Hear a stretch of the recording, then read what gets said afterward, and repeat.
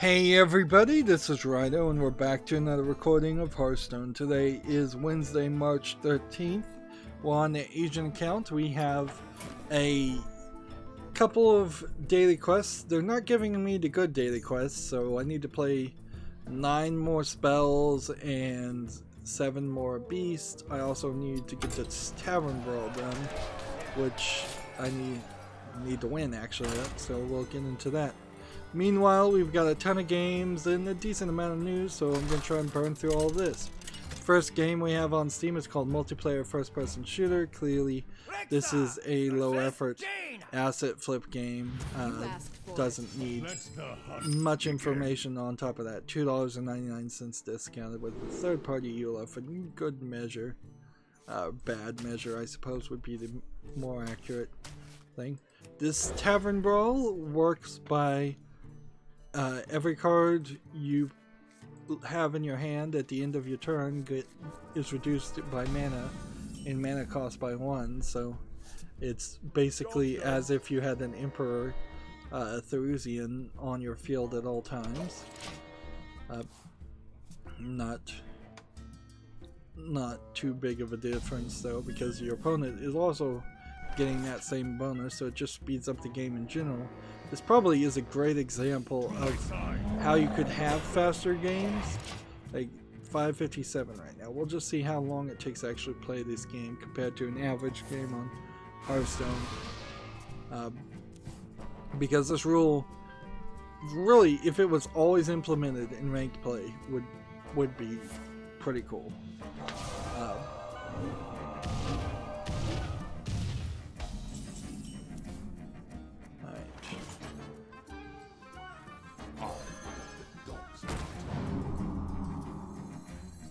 Play this too. We've got a game on Steam called Redville, which looks like it's running around the forest trying to survive.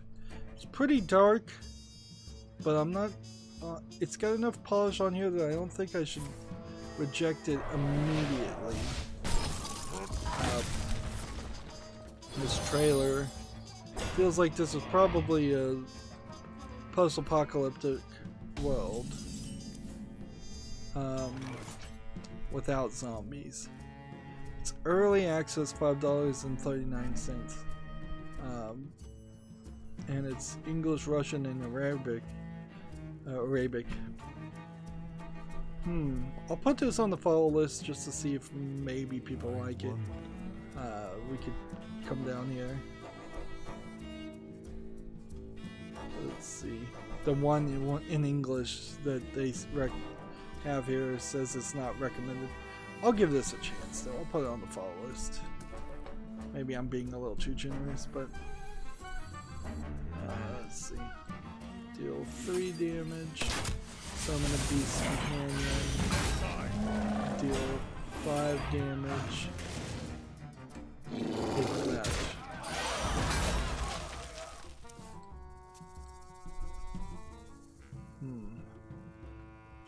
Somehow I got on a Fortune article. Video game industry is rapidly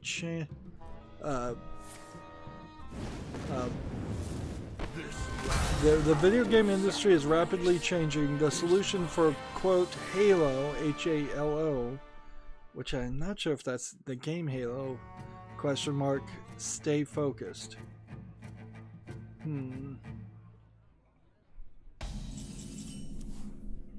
No, it's for Halo Transmedia, is apparently the company that is being interviewed or writing this article. It's an interesting question, I suppose. Is the video game industry actually rapidly changing? Very possibly. Like, I get it. Like, there's a lot more kids playing Fortnite than Minecraft these days, so there has and kind of always has been a rapid flow of the next big thing in video games. But that underlying current of the next big thing is always, it kind of has always been there. It's maybe sped up a little bit before I mean, we spent years arguing the NES versus the Master System, the Sega Genesis, whereas now arguing whether the PlayStation 4 is better than the Xbox One is kind of pointless because they're both about to announce new things anyways. We've moved on, or should have moved on. I should have used this. Moving on, myself, Gamasutra has an article. NVIDIA to acquire the high-performance computing company Mellanox for $6.9 billion. NVIDIA acquiring other computing companies is probably fine. It probably doesn't mean anything at all. Both NVIDIA and Mellanox contributed to the creation of two supercomputers operated by the U.S. Department of Energy, and between them power over 250 of the world's 500 most powerful supercomputers. So on the supercomputer scale, this would be a huge acquisition. I'm not sure if that's really much of a important business scale though. Let's see, this and this.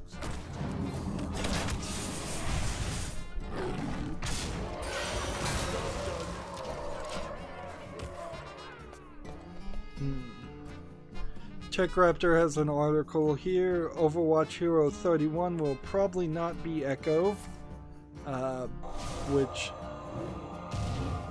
Okay, whatever.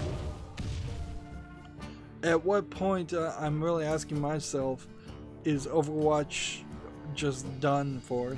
Do I not need to really report on the updates of? Because if they introduced like a new map to PUBG at this point, I probably wouldn't bother to spend much time reporting on that.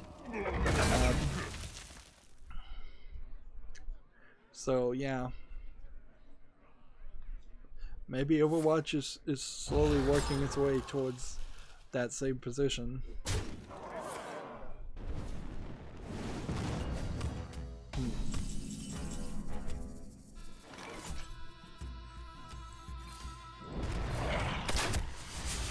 So we'll see if with 2 cards they can defeat me. We've got a game on Steam, Dissidia Final Fantasy NT Free Edition. I feel like this was already on Steam, and you can see it's already mixed, so maybe it was early access, or maybe they're adding different versions here. Maybe there was just a standard edition, and now there's a free edition. I don't know. This is one of the online Square Enix Final Fantasy games. I'm still not 100% sure that I don't believe Square Enix is on its dying breath. Like, it feels like it very possibly is. Oh man, I should have grabbed the Beast there and played that instead, but whatever. It's just in. I don't see a real reason to even bother to put the Final Fantasy on the file list. I'm still not sure whether I'm gonna ever end up playing any of the Final Fantasy games. That was a weird animation. Because we're back to the fuzzy graphics. Can we roll either one of these? No. So now I need to play a bunch of Death Rattle cards and Beasts, so I'm gonna try this guy, the Druid, and see if there's any Death Rattle cards in that.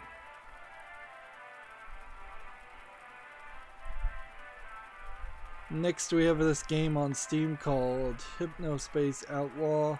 This seems insane, whatever this is, but it's rated very positively, and so I don't know if this is something I could get into or not.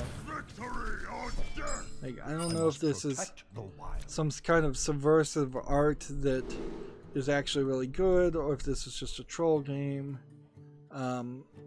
I'm leaning towards a troll game, and I actually know that TechRaptor reviews this, has a review of this, so I'm gonna kind of trust TechRaptor's review even more than these 63 positive reviews here, because this just, it's doing a terrible job of actually selling the game to me,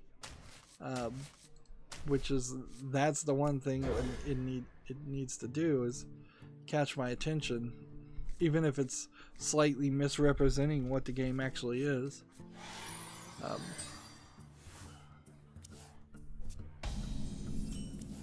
Okay. Play the beast first.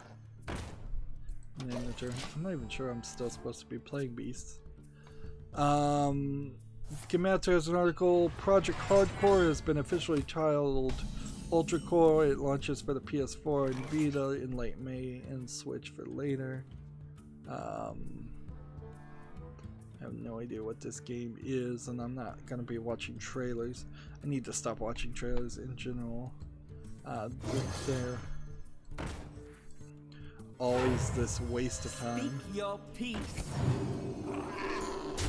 But here's the screenshot of Ultra Core. So it looks like a very old school 2D shooter platforming. It was developed by DICE to be released in 1994.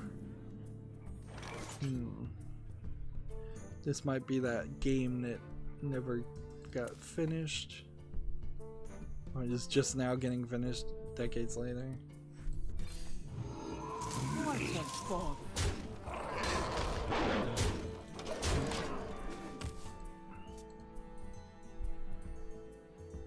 TechRaptor has an article, Re-Legion Review, revision.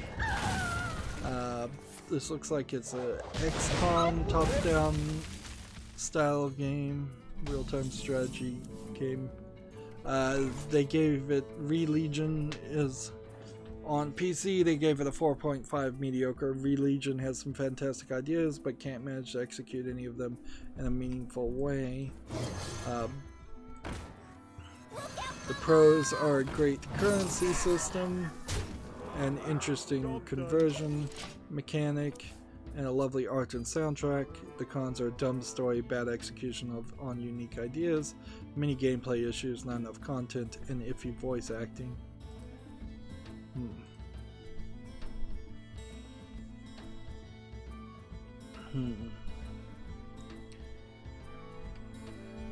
Let's see. Next we have a game on Steam called Triggerbrook. I believe I already talked about this game. It's a point-and-click adventure in kind of a German community. Yeah, I think this might have been one of the games that we already talked about. Maybe I didn't go through the links from Monday as a possibility. Let me skip forward and see if that might have been the case. No, I probably just opened the link twice. For the wild. There's an article about an actual card game, so I don't need to talk about that. TechRaptor has an article, Dig Deep in Privacy by Codalyn, C-O-D-A-L-Y-N. This is a hype article.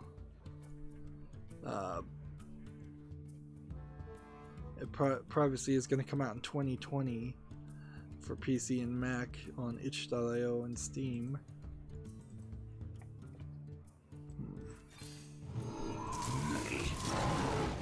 For the wild. GameIndustry.biz has an article, When Good Monetization Meets Bad Ethics, which isn't that always the case? Riot Games Leanne Lum says the industry needs to be driven by more than revenue to avoid regulation. So this is kind of an opinion piece that goes on quite long for a GameIndustry.biz article.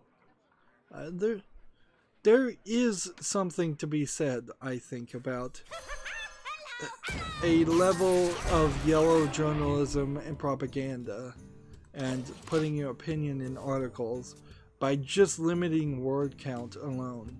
Like, if you don't, a lot of GameIndustry.biz articles, clearly nobody cares about them. Clearly it's barely 3 paragraphs. It's just like a minimum word count they probably have to meet to get paid. And I bet it's a bunch of freelance writers doing it. And then once in a while you'll have these extremely long pieces that are just not in line with the other content that is being made on the site. They're just way longer.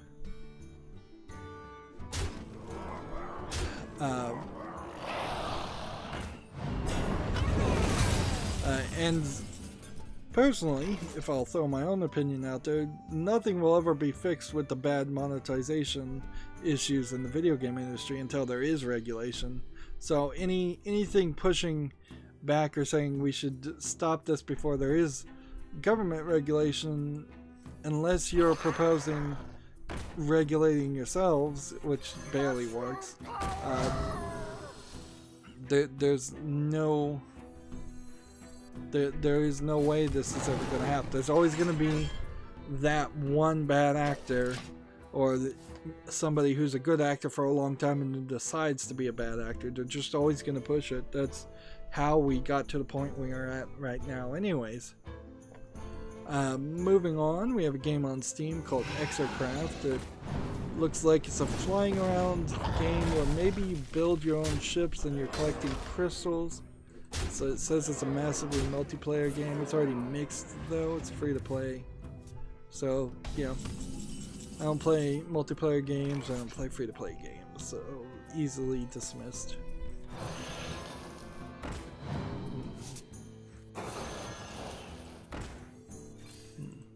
I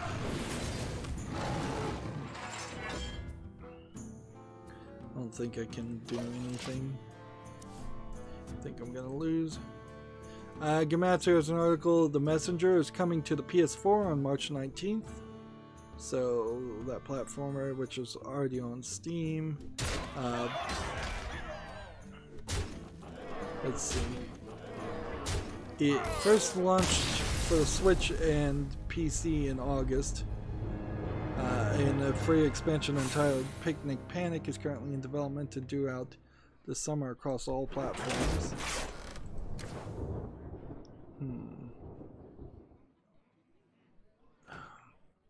Maybe there'd be some death rattle cards in the rogue class?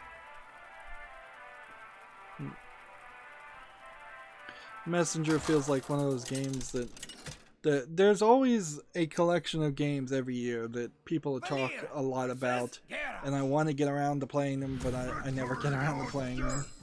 Watch your back. I mean, heck, it took 5 years to do the DLC for the Road to Gehenna. The Road to Gehenna DLC for the Talos Principle. Let's see.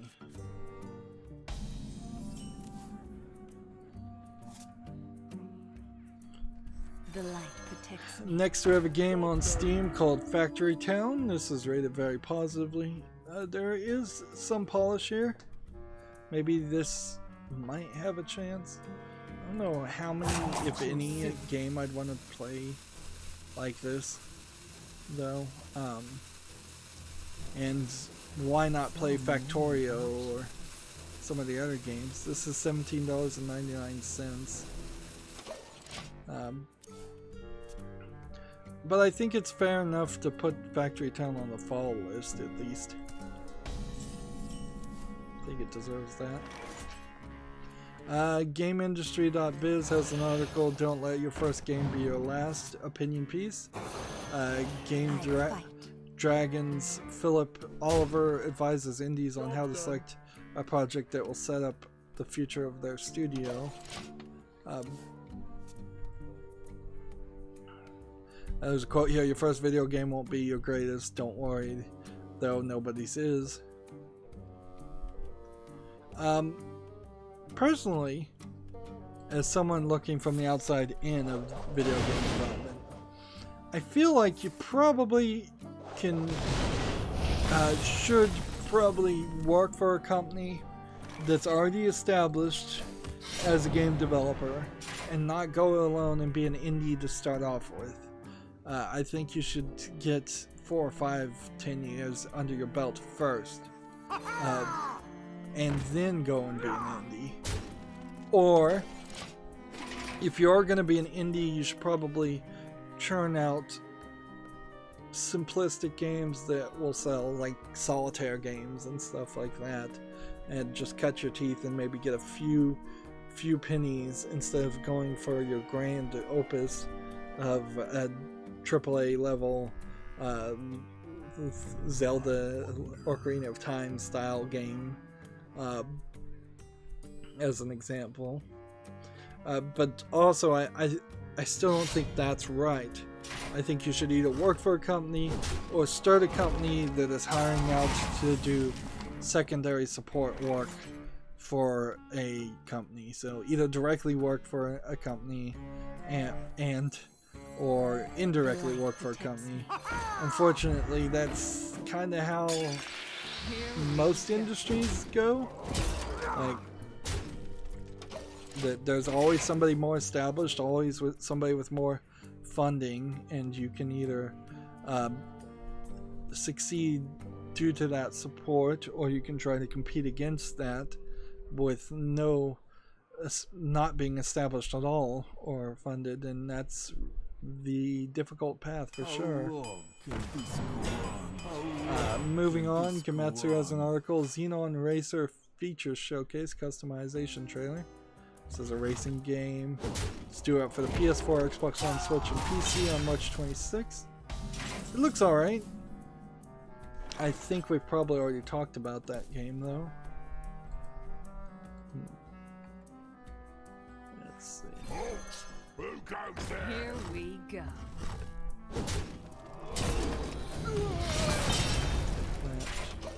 Gematsu's another article, Power Rangers Battle for the Grid base roster gameplay trailer. So there's a trailer there if you want to see the base roster.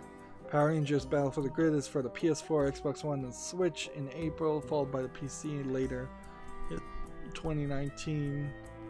It's going to have a season pass and a collector's edition, but the price is kind of low. It seems that most you'd be spending $40 on this game. That being said, a fighting Power Rangers game in 2019 does kind of feel silly in a lot of ways. I fight. Here we go. Gamma Sutra has an article, Get a Job, Maximum Games is hiring a release manager. You don't see a lot of listings for a release manager. This job is in Walnut Creek, California. The release manager, let's see what the description here is, will work with the production team to ensure that all Maximum Game titles meet their street date. So you'd probably be just yelling at people and firing people and scheduling a little bit. The release manager is the primary point of contact at Maximum Games for platform holders and regulatory bodies and will be responsible for communicating project release timings within the company. The position is full-time and will be based out of the headquarters in Walnut Creek, California. Interesting.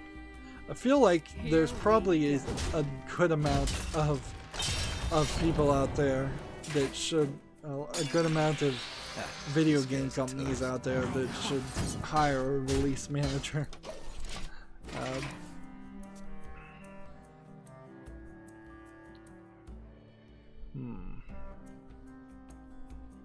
The qualifications are a minimum 1 year of managing the GDNP, XDP, TPR, or NDP websites. I have no idea what any of those letters mean. A minimum of 3 years of ESRB submissions performed. A minimum of 3 shipped titles. That's asking quite a lot. A deep understanding of the title release process.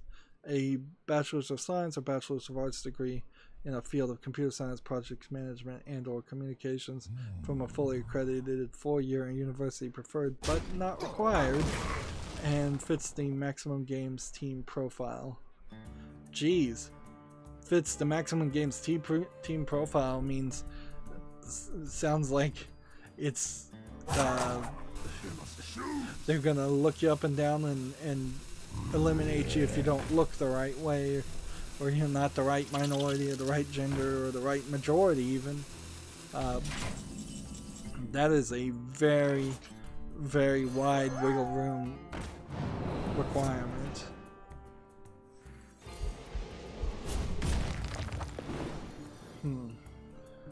I don't think I have any.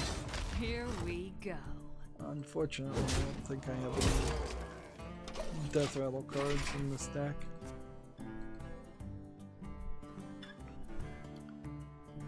Next, we have a game on Steam called Phobos Vr. Looks like it's a Dark Screenshot Syndrome VR zombie game. It's rated very positively, so perhaps in VR it's a lot easier to see. That might be it. It's free to play, so the price, I guess, is also very good for that. That being said, it does seem like it is just a standard one place and shoot game, like so many other standard one place and shoot games, and in no way does it look like it's really doing anything special.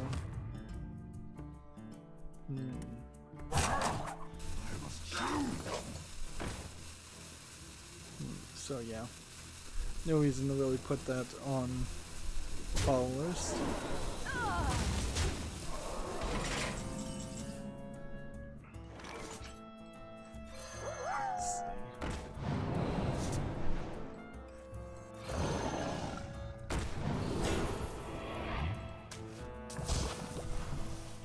Here we go. Can we kill somebody?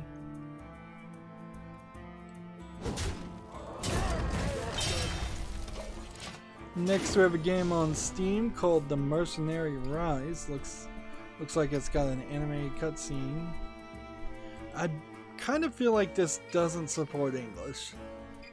This looks like it's a decently looking attempt at a Asian RPG 8-bit, although there's a lot of things here that are little red flags, like this not being full screen, for instance. Yeah. Early access, English not supported, $6.39. Chinese only. Yeah. Called it. Yeah. This probably isn't that good of a game, but in the end I can't review non-English games for the most part.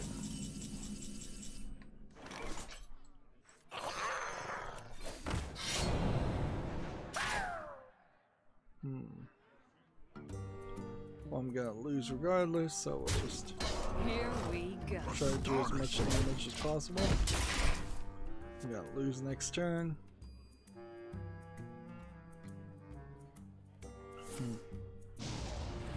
I feel like I've talked about this game a long time ago. Gamatsu has an article, Yuppie Psycho for PC launches April 25th. Here's a screenshot.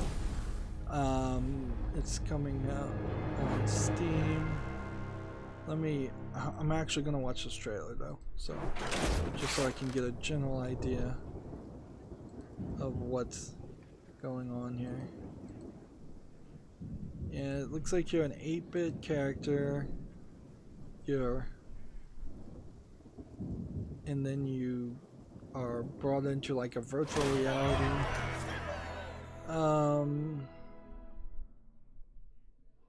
And then it says you're given a special task to kill the witch. And then things get crazy.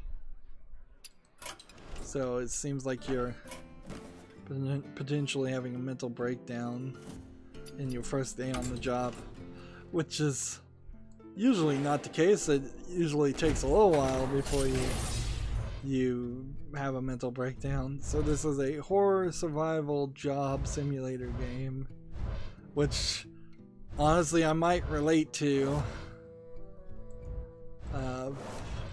more than I'd like to admit. Hey, I got an epic.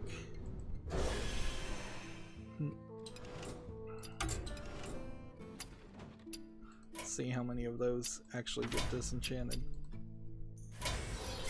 So the epic was new. Alright. Nice. We're sitting on 5,000 dust, waiting for the next expansion. Speaking of which, we're just gonna have to make a death rattle. Oh no, we've already got a death rattle card deck, so we can just play that, hopefully. These other ones, I dusted some cards, so all of these decks are bad. Now you can't play them. So we need to go back and delete those, and I'll delete those later when the new expansion happens.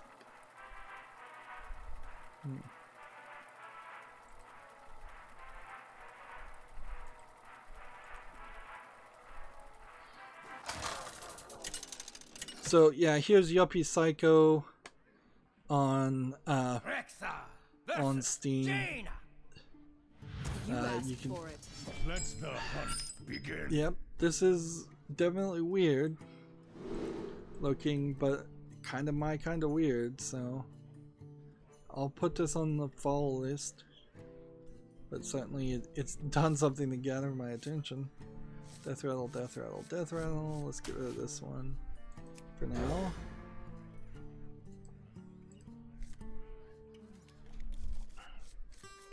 Next game we have on Steam is called Note, a Composer and a Note. It's just a platformer game. Looks very low effort and not very polished. I don't see any reason why I'd be interested in that. $4.49 discounted, yeah, right. Quickly. Beast in your hands. Prove your worth. Job done. Return. Komatsu has an article. Yokai Watch 4 launches June 6th in Japan. I think it will come to the West. So here's a screenshot of Yokai Watch. That being said, I will fully admit that Yokai as a series has not gotten anywhere as popular as things like Pokemon or even Digimon. There is an interesting thought that was brought up with the new Generation 8 Pokemon game. There is this idea and this concept that that the female character is Scottish, and I imagine the male character option is probably Scottish too, because she's wearing kind of this Scottish hat-looking thing. Or Irish, possibly. So there is a slight question about what slang, colloquialisms, and what kind of language that character will have when the Pokemon cartoon gets to the point where Ash Ketchum meets up with those characters, or that style of character. Because this will be effectively a Japanese writer writing the dialogue of a Scottish person, and in the Japanese version it will be a Japanese voice actor doing the dialogue. In the English version it will probably be an American voice actor doing the dialogue. So there's a lot of opportunity for things to be wrong. Very, very wrong in the translation.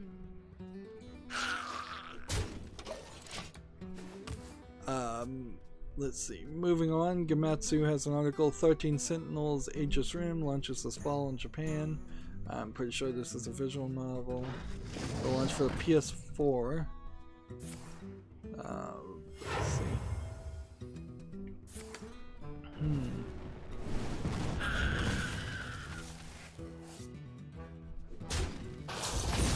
I guess it's not a visual novel game. I don't know what kind of game it is. Then it's not tagged visual novels, and almost always it's tagged visual novels. Interesting. Well,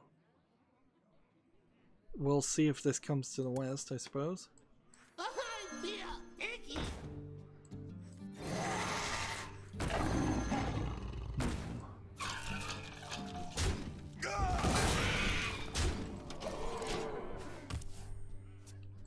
Moving on.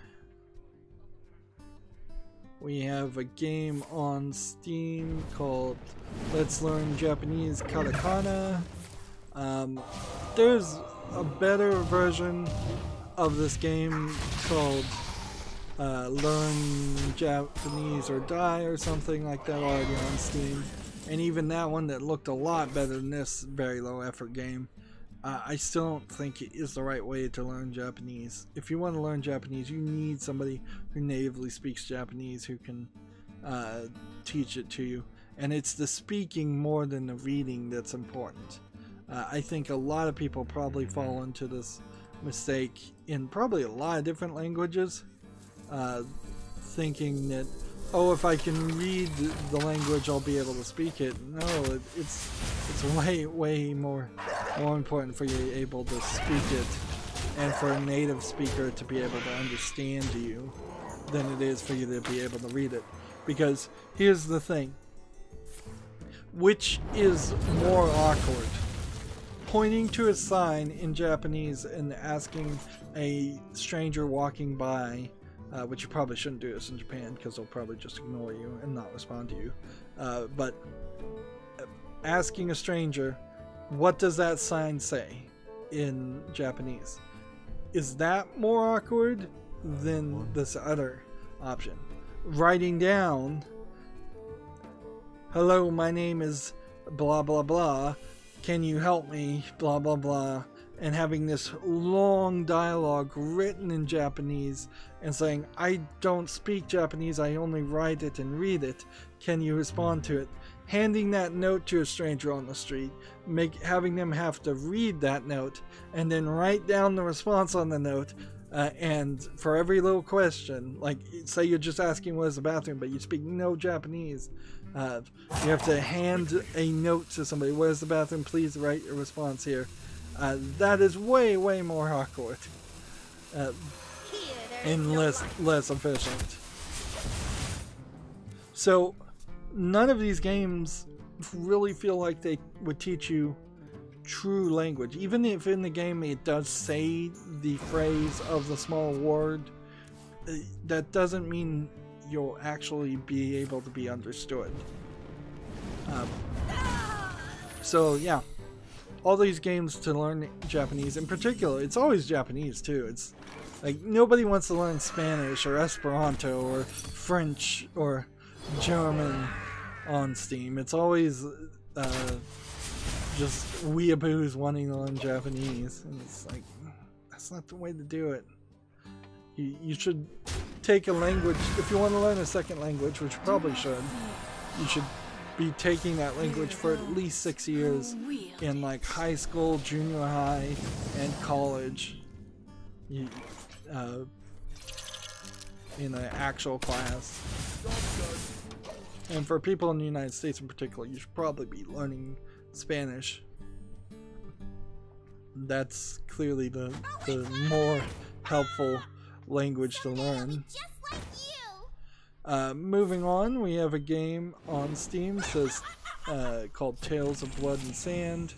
This looks like an RPG Maker game. Speaking of RPG Maker, Steam decided to do a free weekend on RPG Maker games for like, and I know that's just RPG Maker decided to agree to that, but that I was disgusted by that idea of suckering people into RPG Maker by giving them a free weekend and then charging $30–40 for one of the mini variants.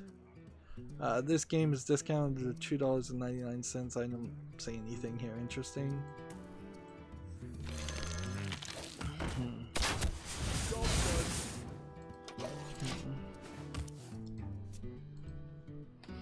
Gamatsu has an article, Last Labyrinth delayed to summer. There's apparently a new trailer.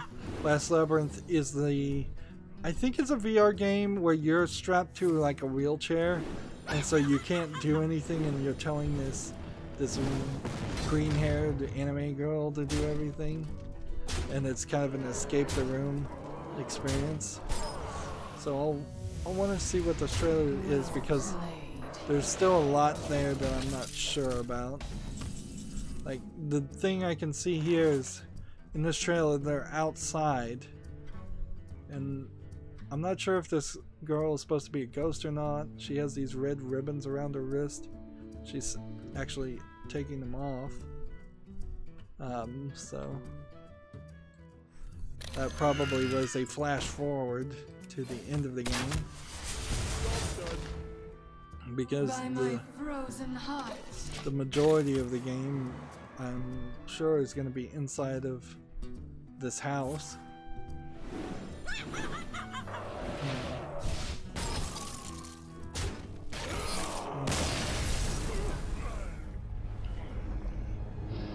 It's a weird VR game because it's an escape the room game, trying to be a little bit polished, but also kind of knowing their limitations. And so it would be really interesting to know at what point did they realize they couldn't have a full walk around the room, solve all the puzzles yourself game, and they had to tie the main character to a wheelchair to make it a sitting experience. Must have been pretty early, or they must have just had a much bigger focus on the puzzles, because it does look like the escape room puzzles are more. So in the trailer, the green hair girl at the end of the trailer released her ribbons. Seriously, game? I'm done with the daily quests, and the game has decided that I'm not allowed to exit the game. Like, that's literally what's going on here. This button is disabled, and I don't like, this button is always above this, except for when you're actually in a game. I can't click on this either, so like, nothing I'm clicking on is working. Alright, well, fortunately I have other ways to exit the game. Worst case scenario, I would have hit Control-Alt-Delete. Meanwhile, while the Asian account is loading up, we'll look at the next game. We have a game on Steam called Prison Escape, which looks like it's probably a very low effort asset flip game. Yeah, there's nothing here that looks interesting. $14.99 with no discount. Ridiculously expensive. So 2 priest victories and then a paladin and warrior victory. So let's start by getting the combo priest and copying that over here and coming over to the tavern brawl and using that.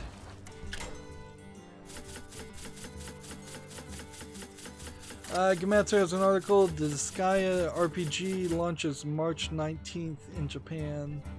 This is a cell phone Disgaea RPG, I'm fairly certain. Yeah, iOS and Android. Maybe it'll come to the West, maybe not. I don't have a full understanding yet of Japanese mobile games as far as how many of those are coming around or not. Let's see. Team YouTube had some problems about 17 hours ago, or 19 hours ago, where uploads and upload processing was not working.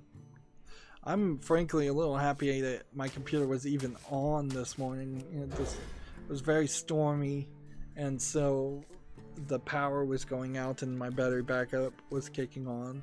And I was afraid my battery backup was just going to eventually get drained and tell the computer to shut down, which would have been a slight problem because I was uploading videos as I try to do it in the middle of the night. And so if it shuts down the computer, I won't be 100% certain about what uploads. That being said, I also did double check to make sure all of those videos that I uploaded were processed, so I may have accidentally deleted important footage. That's something I guess I should have thought of before I did that. Yeah. Right away. But I could probably fix that pretty easily too, because I've got a few backups. Not as many backups as I should have, but a few. Maybe one.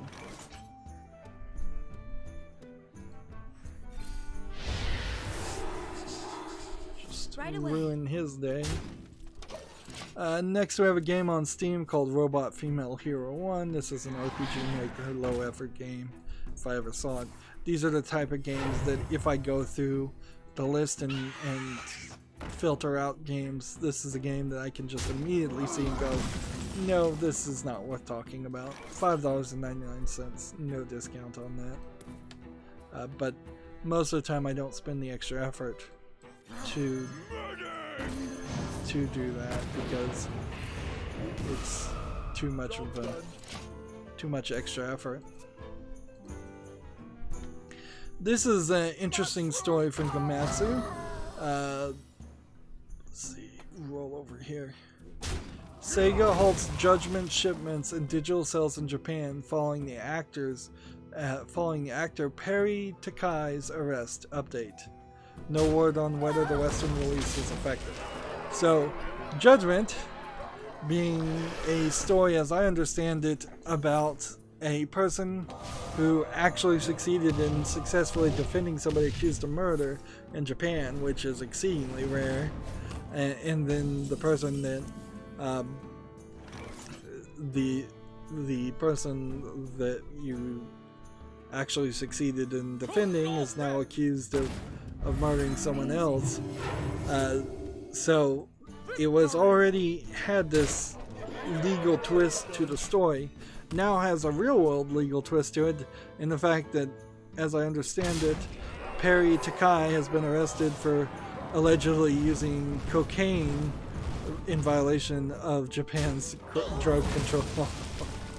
So here in the United States it wouldn't even be news if an actor is caught with cocaine. But interesting. The update to the story is Sega is currently discussing the course of action regarding the Western release, and that decision has not been made.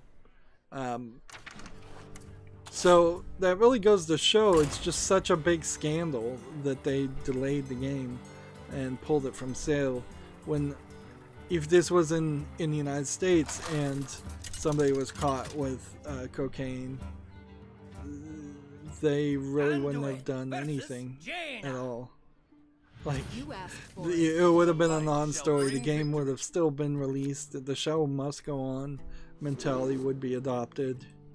It would only get really pulled from shelves if an actor was accused of doing something like really horrible. Like, drugs wouldn't be it nowadays. They would have to have said something to offend, or said or done something to offend an SJW, and if it was provable and big enough of an offense, then they might pull the sale for it, but that would be it.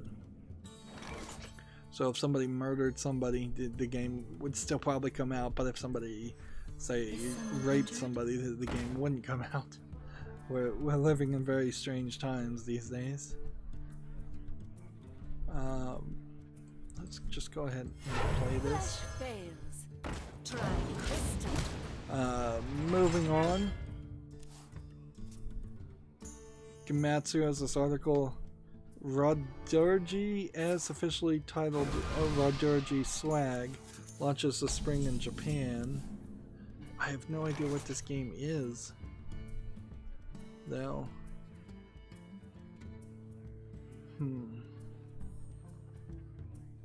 Like, no clue. It's a shoot 'em up, I guess.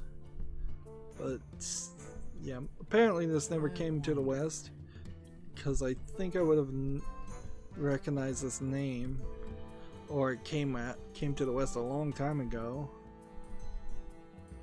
Interesting. Like this.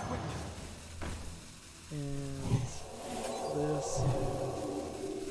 And this. And this. Right away. And then return.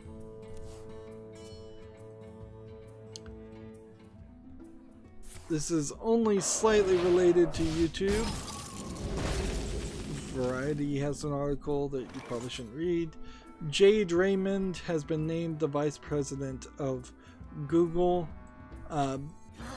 Actually, it is more related to video games than we might first think, because I believe she, here, we'll just show her, little young to be vice president, but okay, that seems to be the trend these days. She was, I believe, part of EA. She left EA last year. She was a producer of Assassin's Creed, an executive producer of Assassin's Creed 2, Watchdog, and Tom Clancy's Splinter Cell Blacklist. So, one of those games is good, I guess. So this might be a great thing, or this might be a terrible thing. If she brings all the terrible mentality and microtransaction monetization ideas of EA to Google, that could really suck. But it might also make Google some money, so maybe they could improve YouTube.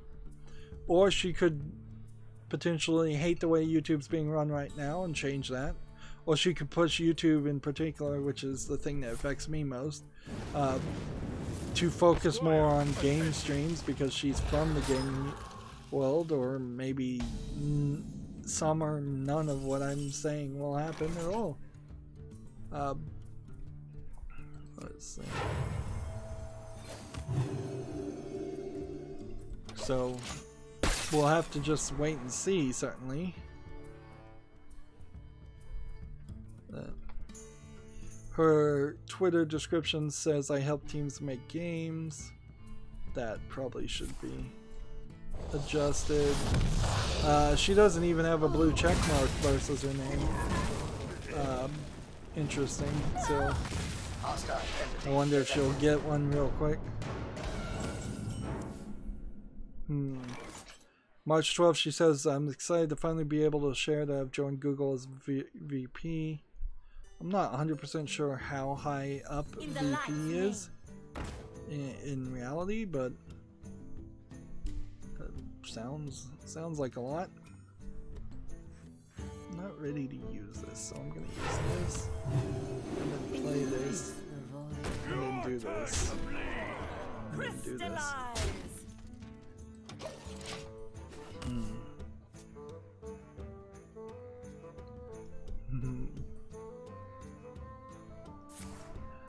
She has a funny meme on her Twitter. So I wonder if she's been keeping her Twitter clean for a long time.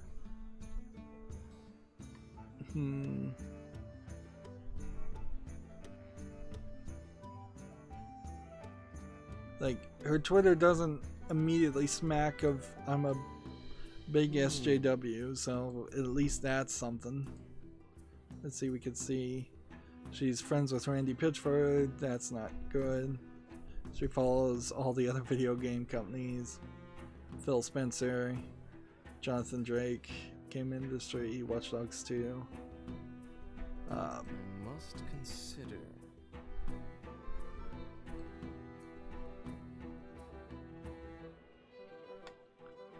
Let's see. Mushroom power! Feel my pain.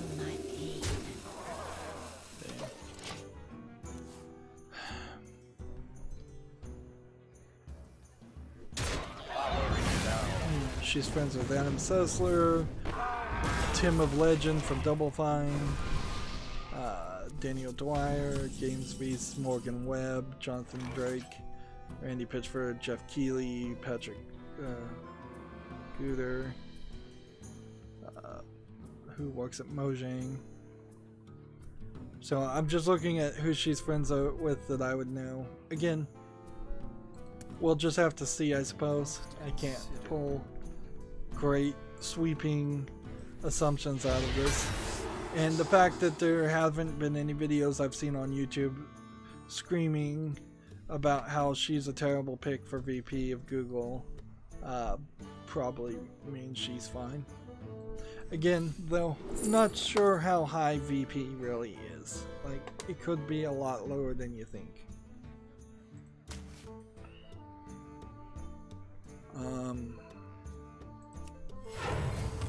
Because there could be a VP, a president, and then a whole bunch of COOs, CEOs, CFOs. There could be a whole board about it.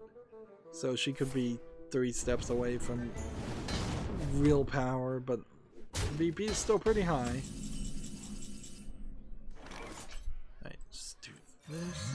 You are not welcome here. And then this. And then this. And then heal this. Next we have a game on Steam called Space Frog VR. It looks terrible. Looks like a random assortment of garbage in VR. Early access, $9.99. I don't need to give it any more time than that. Gamatsu has this article. Another Eden tops 1 million downloads in US, Canada, Australia, and Asia, which is interesting because I've never heard of it. Must be some kind of mobile game. Yeah, it's just iOS and Google Play game. So, another Eden the Cat Beyond Time and Space. Never heard of it, but it's got 1 million downloads, which is that a lot? That's another question to ask. Certainly, is how much is that really?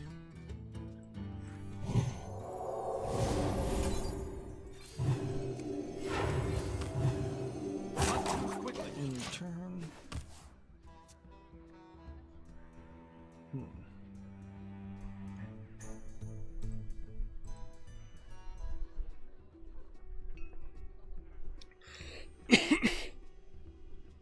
We have an article on Gamatsu. Aquaria is hiring a 3D motion designer for a PS4 fantasy RPG with an anime taste. So the developer of Sword Art Online Hollow Realization wants a 3D motion designer. Interesting. So they've got a ambitious next game in development. In the light name. I need at least 1 damage before I play this. Then I can play these two and see if this is Ice Block, which this almost certainly is.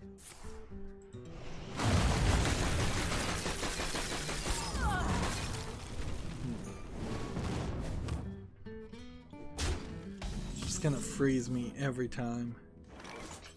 That's all they plan on doing.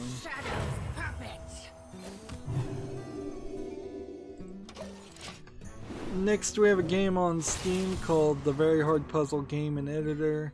That's a very low effort title. This looks like a pretty low effort game for $3.99. Yeah, that's not making it to the wish list. You require my assistance?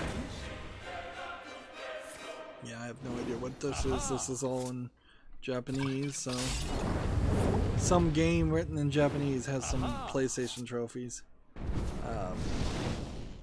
But since I don't know the game name, that's kind of useless.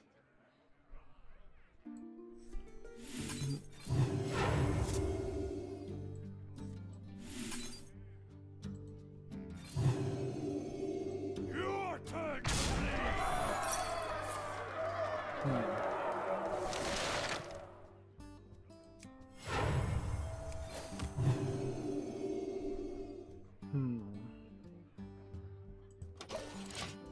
Probably played that wrong. Gamatsu has an article. A lot of Gamatsu articles today. Path of Exile for PS4 launches March 28th. Path of Exile first launched on PC October 2013, followed by Xbox One in 2017. I thought this also launched for the Switch at some point too.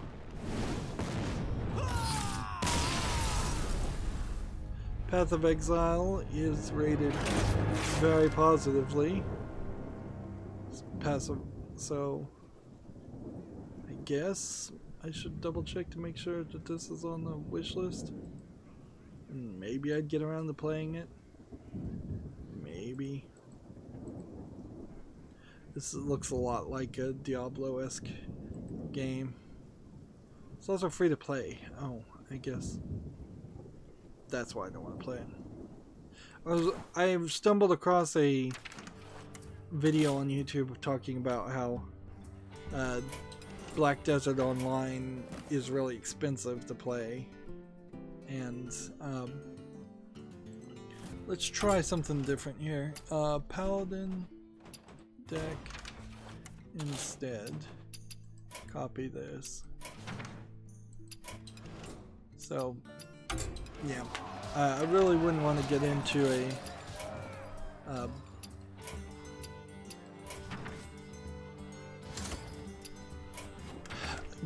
a free-to-play online game that actually turned out to be really expensive because of just all of the in-game action microtransactions.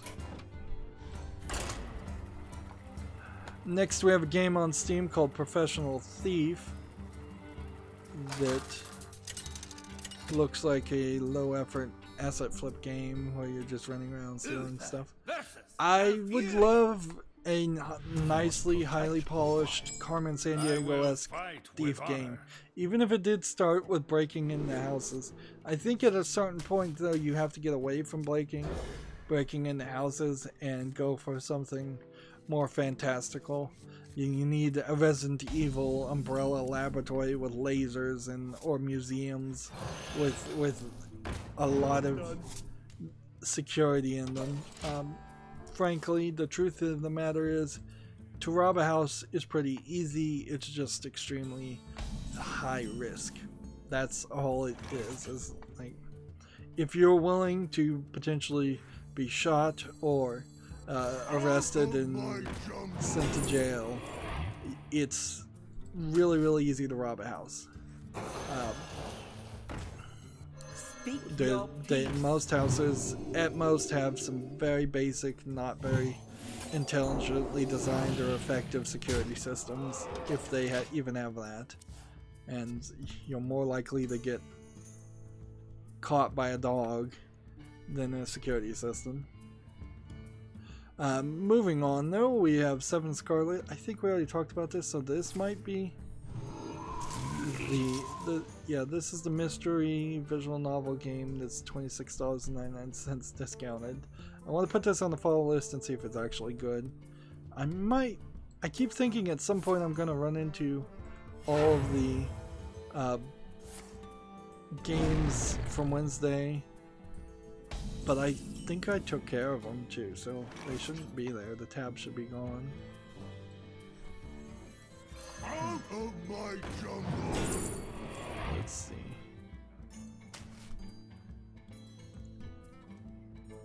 What do we want? What a ball. Get rid of that. Get rid of that. Play that and that. GameIndustry.biz has an article. Take-Two settles the copyright case with another GTA 5 cheat creator. Defendant Eric Cameron acknowledges violations and pays an undisclosed settlement. Settling is probably better for these lawsuits if you must even have these lawsuits. I would still kind of question whether GTA is just spending too much energy going after cheat creators, but I don't know. Maybe, maybe not. Meanwhile, every time you see an article about GTA suing cheaters, remember GTA is not really doing a great job with Red Dead. Like, that game has come and gone, and Red Dead Online is not great, and GTA Online is not really the best experience, and they've gotten no acknowledgement that they're even working on a new GTA game at all. So instead of being greedy and suing people, perhaps they should spend their time developing their time and money and resources developing a new product and a better products, which is always an argument you can make whether it's legitimate or not. It certainly feels like that might be the case. Let's see. Can I do anything here? I see lunch now. Dinner. My thanks.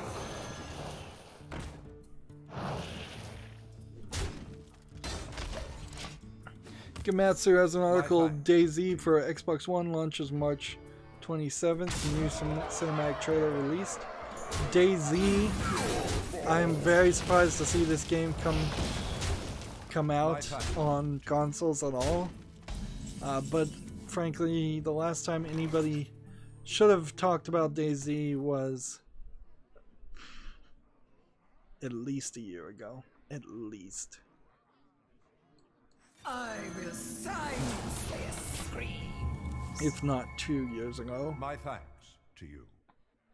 Yeah, shut up. I keep losing. This sucks. We're in a losing spiral with the Tavern Brawls. And that's all I need to do today is win for the European account. I already talked about this, but we might as well celebrate it. This is probably some of the biggest news for PC gaming in the past 5 to 10 years. The Halo Master Chief Collection is coming to PC, and Halo Reach is added. It'll be available via Steam and the Microsoft Store. So, great. There's no real question, I suppose. Master Chief Collection includes Halo 1, 2, 3, ODST campaign, and Halo 4. I believe there's already on Steam a couple of Halo War games. So yeah. Yeah. Cool. Cool. Yeah. I don't know how much of that really is worth playing though. Like you do have to step back and say this might just be too little too late. And apparently release dates were not announced. Halo 1 should have come out on Steam a long time ago. Czech Raptor has the same article. Everybody's gonna have the same article. Everybody was very excited when this came out, and the fact that they didn't wait till E3 to announce this tells me that E3's lineup is really big for Microsoft, which should be the case because there's kind of nothing else that's going to be announced at E3 at this point. Like, I'm not sure you can really trust there to be any other major announcements at all. Maybe EA or Ubisoft will have something. No, EA's not doing anything anyways, so it would just be Ubisoft. And then Nintendo maybe around E3, but not officially part of E3. Yeah, it's really questionable. So here we have the other picture that was tweeted by Gearbox, and it's a tease. And you can see it's some kind of robotic humanoid guess we could try and zoom in here to get a better picture of what this is. Some kind of robotic humanoid broken down on the table, and that's kind of all you can tell. I have no idea what this would be. Like, no clue what game Gearbox could have that would be anywhere close to that. Let's give it one more try with the Paladin. We already talked about that, but Gamma Sutra has an article. Phoenix Point will be an Epic Game Store exclusive for a year. So, yeah, another game I'm not gonna play probably ever. And a lot of people are probably never gonna play. GameIndustry.biz has an article. Fortnite adjusts cross-platform play to separate out Switch and mobile users. So, Xbox One and PS4 players will be together by default, with Switch and mobile players being in their own pool. I assume the realization came here is that the complaint that is consistently said is Fortnite is just full of a bunch of kids has finally come to a head, and so they put all the kids who are playing on mobile and Switch in their own pool to play against each other, and all the slightly more mature adult players on the Xbox One and PlayStation 4 pool. It seems like you can probably choose to be included in the bigger pool. You're just by default not. So it's an idea. It's certainly an idea. Job's done.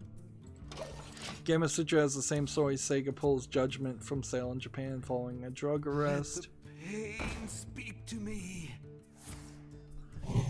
Gamma Sutra has an article on a new Microsoft app that lets users stream PC games to an Xbox One. So Microsoft's wireless display app creates a connection between the PC and the Xbox One, where the users can cast to the console using the Windows key and P on the keyboard, a little similar to the Steam Link. That being said, I would kind of question how that works with the controllers, because my guess is you're going to have to be in range of the receiver of the controllers on the PC. I guess maybe not. Maybe it just, if your controller is connected to the Xbox One, it probably just sends it back to the PC and adds a insignificantly small amount of latency. It's not a terrible thought. Honestly, this idea, assuming it works for like anything whatsoever and not just specific Windows Store games, this idea pushes someone like me, who's just a PC gamer only, to think about getting an Xbox One at that point, because then that means I could play the games off the power of my computer in a different room. That being said, I'd still always be streaming and recording, so as a YouTuber it doesn't really make sense. But it makes sense if I ever had time to just play games and not stream and record, which is something I don't do. Moving on, GameIndustry.biz has an article about those rumors Sony is buying Take-Two, how, quote, purely unconfirmed market speculation turns into headlines around the industry. So this is a article talking about how speculation is often used to manipulate stocks or just create fake news headlines. I don't know if fake news is the right article there, but bad journalism headlines might be a good way of explaining it too. Just people reporting on things they shouldn't report on because they haven't verified any of the facts. I'm not going to actually read that article though, so I'm doing the same level of bad journalism. But yeah, I see it all the time. People making headlines out of nothing, out of uncredited speculators. Mushroom power! Speak your peace. There we go. For the Alliance! Finally get a victory.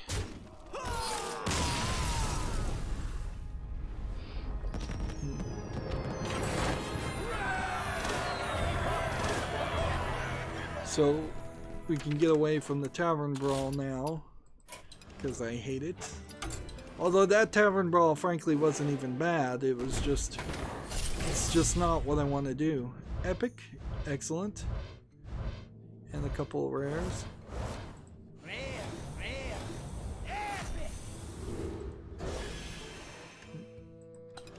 We're still going down the path of getting a complete collection of classic cards. Apparently only one of those was new, and of course we're still having lots of glitches, so it thinks there's tons of new cards when there really shouldn't be. That was probably the new one I just got.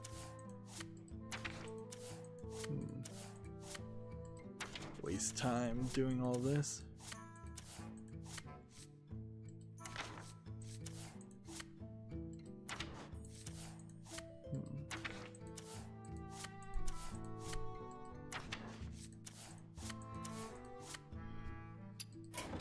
Let's go all cards. Then.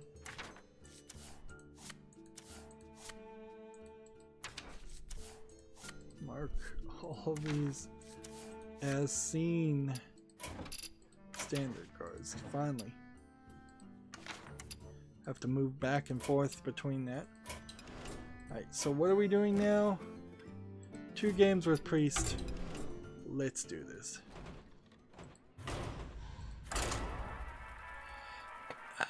Gametsu has an article here. 13 Sentinels, Aegis Rim. Prologue teases an unannounced Vanillaware project. So a new game is being teased. I think we should probably wait until they have a title though to really talk about it, so let's just ignore that for now. The light shall bring victory. Gamma Sutra has an article, get a job, join Deep Silver's Volition team as a senior project manager. That's in Champaign, Illinois. What is the strategy with the Priest? I wonder. We've got a game on Steam called Poggers, which does not look like it has anything to do with playing with milk caps or pogs. Looks like it's just a Frogger game, a clone for $3.59. Whatever it is, it doesn't look very good, so I'll leave it at that. Is someone injured?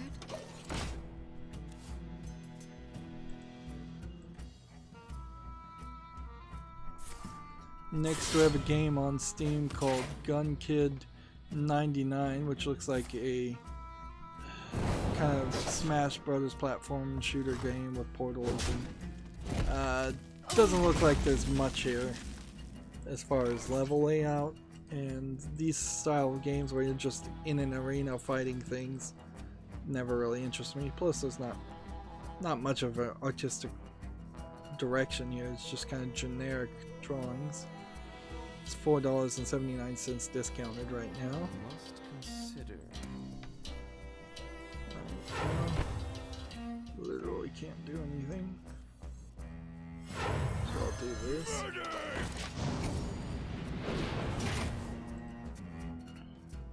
GameIndustry.biz has an article, Tencent shares reach a 6-month high after a difficult 2018. That's not really surprising now. I mean, after the shares had dropped so much, just getting back to where you were is not good news.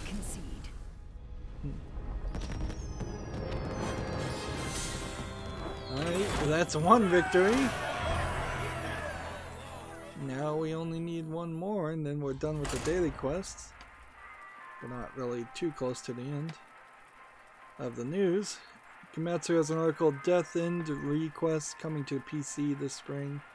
Includes Japanese and traditional Chinese subtitles. This is from Idea Factory.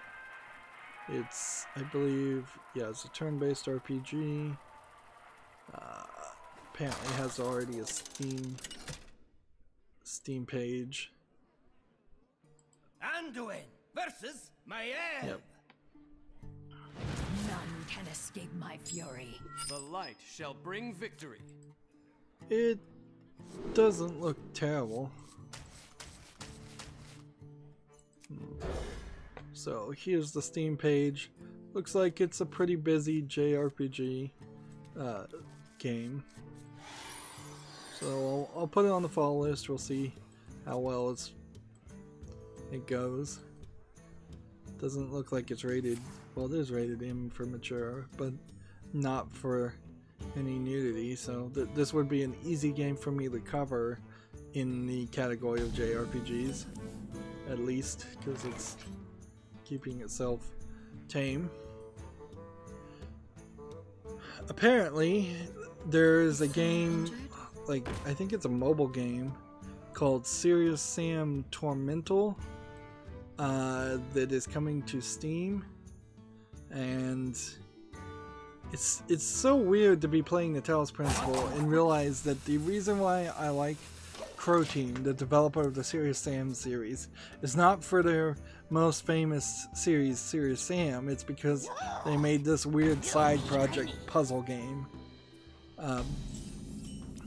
Crow Team's last release was Scum, by the way, and yeah, that's kinda nothing.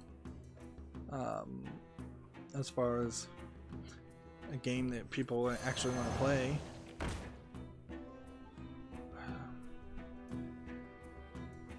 Right away.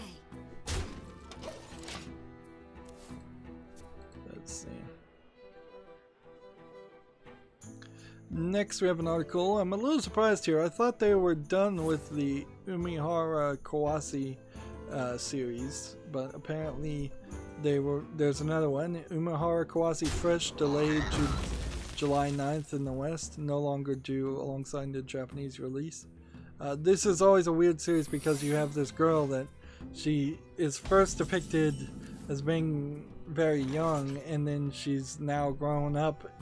She gets older each game, and it's I think this game is more about eating hamburgers than the other games where it was swinging around platforms to collect fish.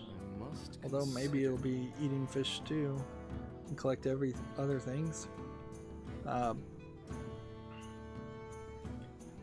Yeah, the entire trailer here is just of a burger. So she grabs the burger, and then she, I assume that's an indication, eats the burgers. That the Umihara Kawase series in particular is a series that you would credit for being very good in its design, and that's why it's popular, from what I can tell. But I thought they were done with the after the trilogy, after the first 3 games. Gamasutra has a similar article. Report Take-Two Interactive shares jump after Sony acquisition rumors. The question here would be, would Sony be in a better position to have Take-Two, the owner of the Rockstar games, the owner of GTA and Red Dead, would they be in a better position to make Take-Two succeed? Would Sony do anything helpful there? I think the answer is probably no. Particularly when you have Rockstar making GTA games that in the past were pushing the limit about, like, we're gonna do as much of sex and violence as possible. Although they really don't do too much sex. The Bout of Gay Tony is about the one exception there. And then you have Sony Interactive Entertainment, I assume being the company that would acquire it, not Sony in general, being a Japanese company with a new California headquarters. But I think Take-Two is kind of in Australia or something. So I don't think their headquarters are even in the same place.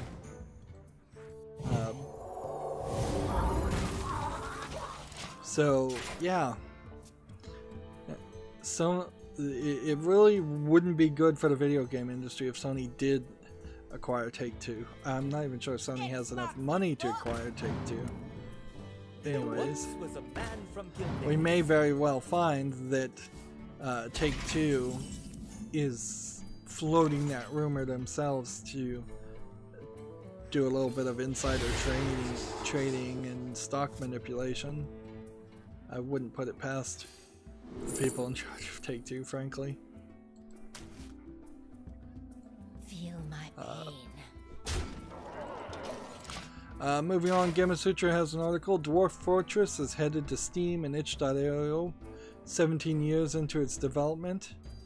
I don't think I would be playing Dwarf Fortress though, even though it seems like they are going to put a little bit more of a polish on it than the original version of Dwarf Fortress. It's not a great amount of polish. And yeah, a 17-year-old game is a 17-year-old game. The ESA put out a picture. Thumbnail says 70% of parents say video games are a positive part of their child's life. I would agree, just in the general concept, because if your kids' friends are playing video games and your kids aren't, then they're going to feel ostracized and different because they're just not doing the same thing. So it really is at the base of it. Just if all their friends jump off a bridge, would you would you want your kid to jump off a bridge too?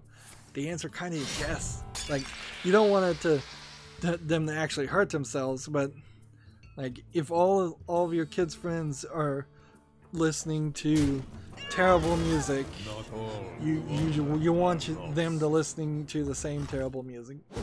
Like, you just want them to be normal. You just want them to feel a part of a society and a group. Doesn't matter how stupid it is, really. Trust me, everybody looks back to some parts of their childhood and realizes that some of the stuff they did was really dumb and some of the stuff they liked was really dumb. That's just normal life. Moving on, TechRaptor has an article. We already talked about this. Workaday survival horror game Yuppie Psycho launches for PC April 25th. We already talked about that, so I'm not going to talk about it. Twitch, YouTube and Twitch are all having troubles. Twitch about 7 hours ago finally fixed an issue where affiliates and partners were receiving emote rejection emails without a reason why their emoticon has been rejected. So apparently a significant amount of people in that time were actually trying to submit emoticons, or they were getting rejection emails for emoticons that they had either submitted or never submitted in any emoticons at all. I wouldn't be surprised if that's just Twitch going back and saying we've got to get rid of a bunch of our emoticons, because a lot of them potentially could be construed as offensive by somebody, and they're trying to be really conservative on that nowadays. Alright, switch over to casual instead of playing ranked, and let's jump back in here.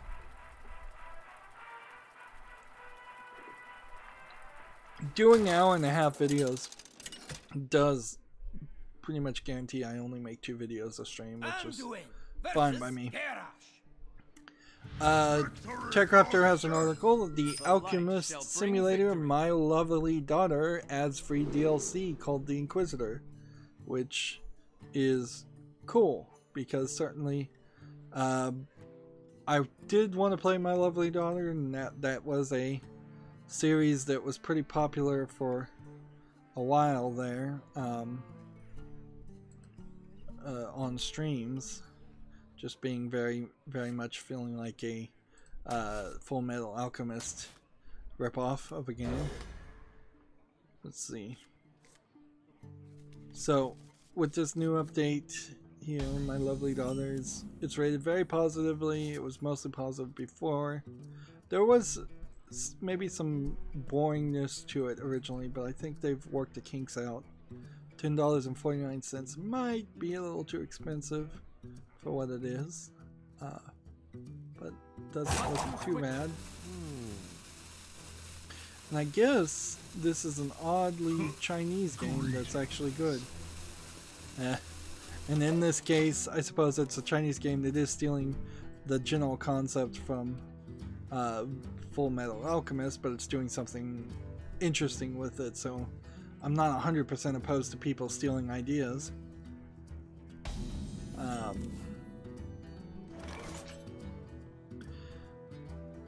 Major Nelson had posted that it was the annual fire drill for the Microsoft offices. So he has a picture of everybody at Building 37 walking on the grass and talking to each other and saying hi, which that's possibly doxing yourself, but interesting nonetheless.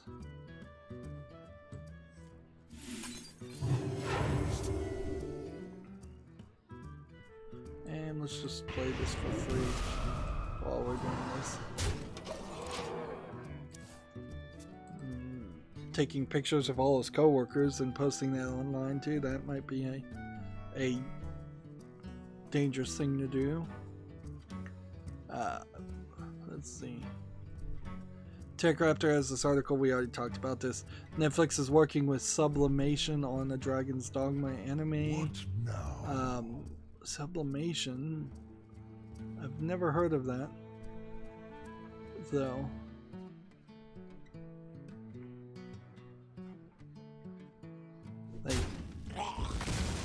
I've never heard of an animation studio called Sublimation, so I don't know what they've done. I might just be out of the loop though. GameIndustry.biz has the same article. Sega pulls Judgment for sale in Japan after the actor arrested for alleged cocaine use.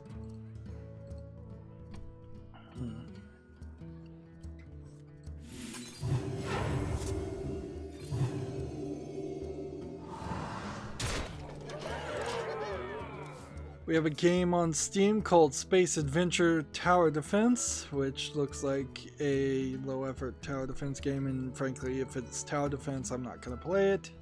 Early access for $16.99. Laughably expensive. I wonder. Let's see. TechRaptor has an article here if it will load. RuneQuest video game being developed by Black Shamrock, and apparently it doesn't want to load, so we'll move over to the other article and see if we come back to that one. Gamut Sutra has an article. Brendan Green is stepping away from PUBG to head up development, to head up the new research and development division. So the lead designer and director, Brendan Green, is leaving development in the trenches for PUBG, so he's basically abandoning PUBG, which is probably a good idea.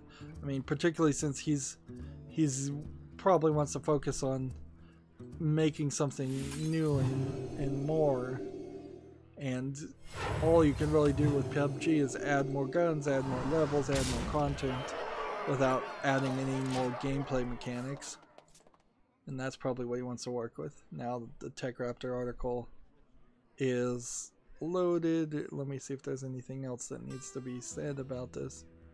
It's going to be an all new RPG adventure. That's pretty much all it says. So a new RuneQuest game. Okay, whatever. I don't know when the last RuneQuest game was came out.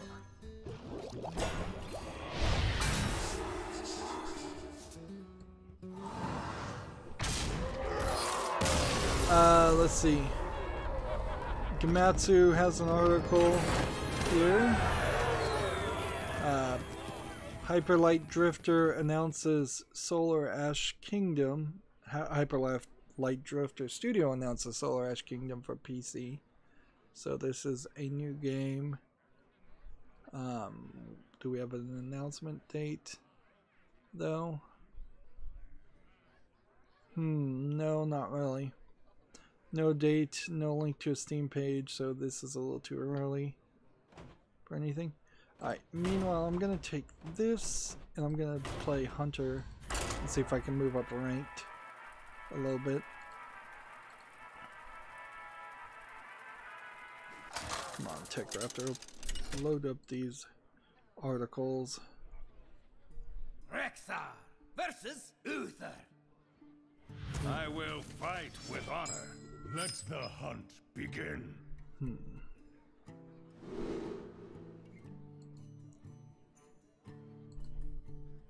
Let's see. Okay, that and that and that. Tech Raptor has an article. Hypnospace Outlaw Review Fever Dream Simulator.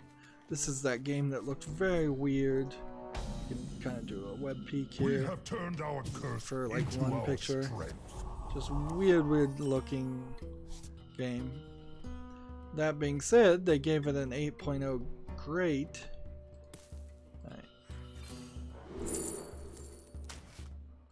Let's see. Summary. Hypnospace Outlaw is the embodiment of a 90s internet culture.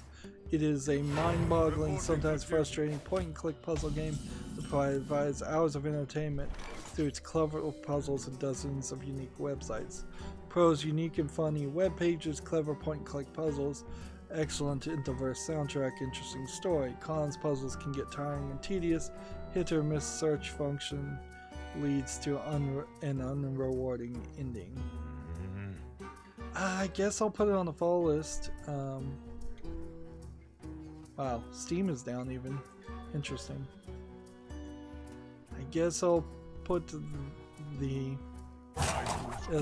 that game on the fall list and we'll see what happens. Yeah. Tech Raptor has another article. Baba Is You review. Game is fun and challenging. I think I have this already on the fall list also. They gave it a 9.0 amazing. Baba Is You offers a charming and unique puzzling experience that's certain to challenge newcomers and fans of puzzle games alike. Pros are highly innovative, charming graphics and music, unique gameplay. Cons is the difficulty ramps up pretty quickly. So let me click on that link. Baba Is You also already rated very positively, so it should probably be promoted to fall list at this point.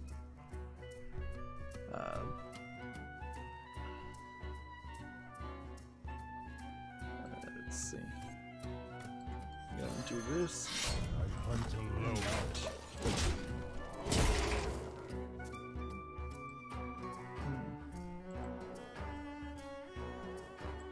No more take candles.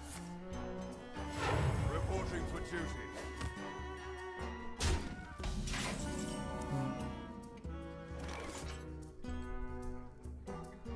No, I actually don't think Steam is down. I think Tech Raptor just typed the link in wrong.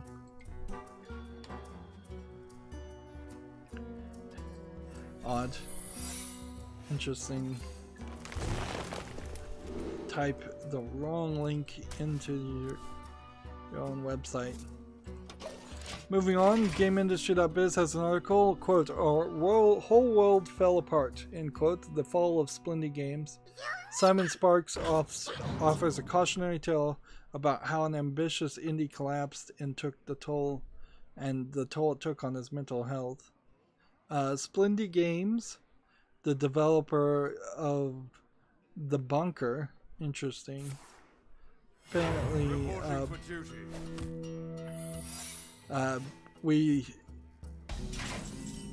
he had two major problems. They overestimated sales, and we believed in the hype.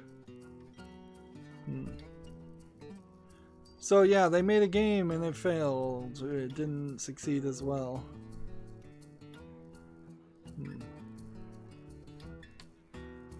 We felt like it was the last chance, and if we had to pick one company in the whole world to join forces with, it was Telltale Games. Whoops. That's not gonna work well for you. Let's see.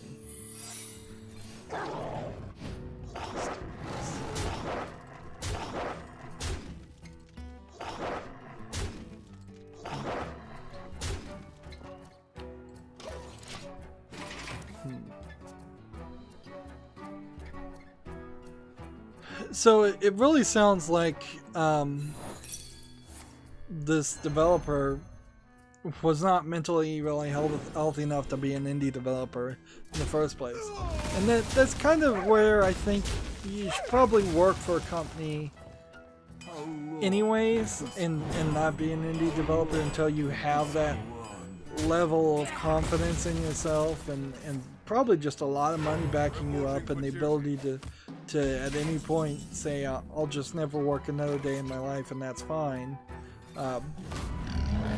Because if you're not to that level, then you do end up struggling just so much. Let's go ahead and kill one of these. And let's just kill the other one. There's another quote here. I felt guilty every time I wasn't working. The idea that I could take my own life was very real. I didn't want to, but I thought of it was always with me. So this guy really went into some mental trouble. Although, also, this might be just a great article to put out there to excuse the fact that you were way too ambitious with the sales in your game. And the funny thing here is The Bunker is a fine game. I want to buy The Bunker. I want to play The Bunker. And I would be totally willing to play another full motion video from the developers of The Bunker. But they do have to realize that full motion video point and click adventure games are a very small niche of the player base. There aren't a lot of us out there that like to play those kinds of games, and you weren't going to get 100,000 sales as a no-name first indie developer. It just wasn't going to happen. So they went way too ambitious by doing a full motion video game when they could have probably done something a lot simpler and gotten better results. You know what? I'm just going to hit that, and then I'm going to go ahead and play that. Job done. Moving on, TechRaptor has an article, Backlash after the multiplayer Slasher Blade Symphony goes free. I've never heard of this game, Blade Symphony. It says it's combat akin to Jedi Knight's lightsaber duels. There must be a different game called Jedi Knight. Or maybe I just didn't get far enough in Jedi Knight to see the lightsaber duels in the first place. Reporting for duty. Anyways, it went free to play and people are not happy with it, and they're apparently review bombing it. Probably because people paid for it and they're not happy with the idea of what they paid for and now being valued as worthless. And it's kind of a same old story. TechRaptor has an article, One Piece World Seeker Review Frustration Island. So I had heard this One Piece game wasn't great. And that's not really surprising, frankly. Oh, well, it's not terrible, apparently. Because TechRaptor gave it a 7.0, very good. Although it's filled with annoying moments, World Seeker is more fun than Frustration. Maybe the name of the game is Frustration Island. There's some rookie issues with it, but the exploration still absolutely makes the game's worth it. Game what it is. Pros are fun exploration, and it looks like the anime, and the combat is great when it syncs up. Cons are some cheap enemies and rookie exploration and power mistakes. And this was a PS4 game. I'm not sure if it came to PC. Interesting. Well, if it's a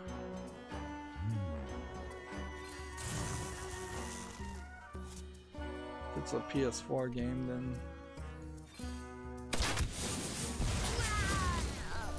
then I would never be able to cover it anyways.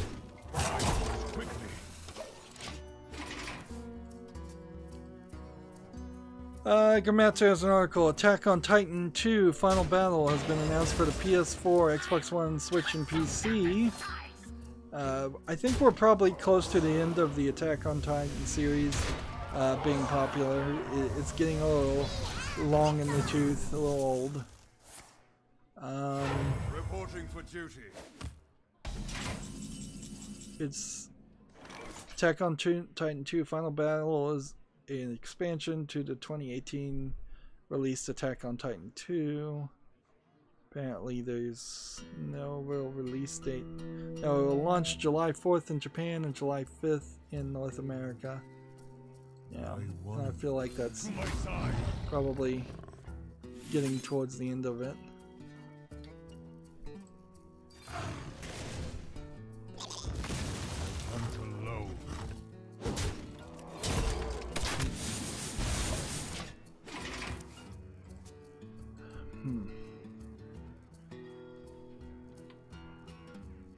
Let's see. Next we have a game on Steam called Ragtag, which looks weird. Looks like it's a top-down twin-stick shooter, but it has an art style and some polish here that makes me feel like it deserves a chance. It's $9.99, so I'm gonna put this on the follow list and see if people actually like this or not, just because it looks different.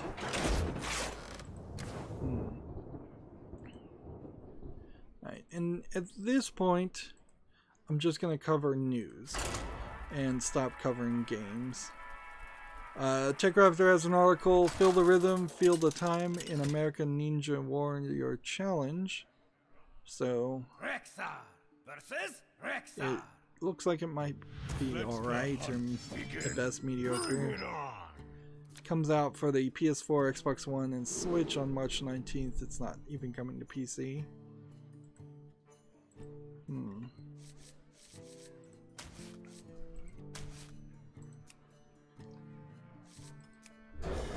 Gamatsu has an article, a Ninja Metroidvania Kuni has been announced for the Switch and PC. Be a freaking ninja, it says. So, interesting. There's a Steam page already. Kuni, I guess it's Kunai. So you can click on the Steam page and see about that. Let's go ahead and start with Monster. I'll put Kunai on the fall list. We'll see about that. I hope you like my invention. Gamatsu has an article, World End Syndrome launches June 14th in Europe. It's a mystery visual novel due out both physically and digitally. Here's what the thing looks like. North America, it's coming out in spring of 2019. World End Syndrome being a different series than the visual novel All World Has Ended, which is also coming out, and probably a few other games by very similar names. Gamatsu, an action roguelite farming simulator called Atomic Crops is coming to consoles and PCs in 2019. That might be interesting, but it's a little too early, you know? A little too early to be looking forward when we've got so many games already so much to talk about. GameIndustry.biz has an article. Brawl Stars made $150 million in its first 3 months. So somebody, unfortunately, is spending money on Brawl Stars and giving Supercell more money. I don't know why I say unfortunately. It's just probably a game not worth spending money onto it. OpenCritic has the same article. Halo the Master Chief Collection is headed to PC. GameIndustry.biz has Devil May Cry 5 as Capcom's second UK #1 of 2019. Anthem tumbles down to number 4. Yeah, Anthem has come and gone as it should have. Frankly, it was not ever an interesting looking game. GameIndustry.biz has an article. Spyro Reignited gets full subtitle support 4 months after launch. Latest patch includes a number of other readability measures.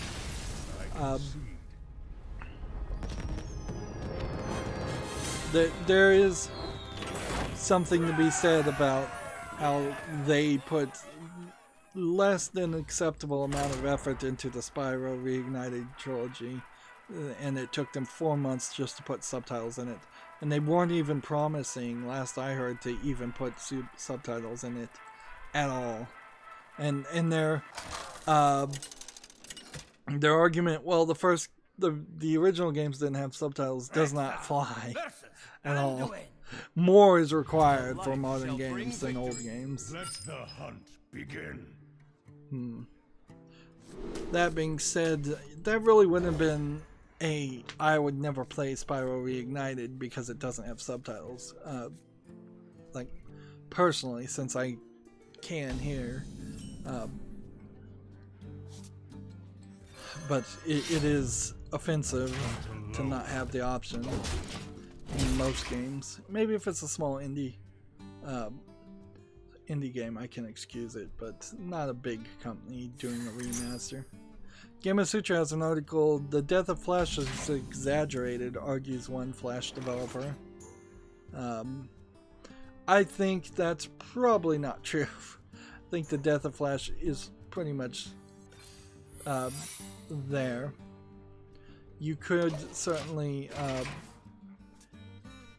have in a program, if somebody's installing a program, old versions of Flash be installed.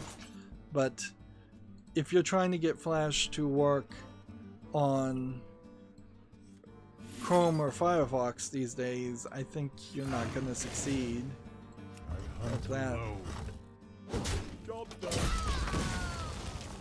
Here we have a game on Steam that's a bunch of Asian characters, and so I imagine it doesn't support English. It also looks very low effort for $2.99. Japanese language. Yep. So I just wanted to show that one so we can close that tab.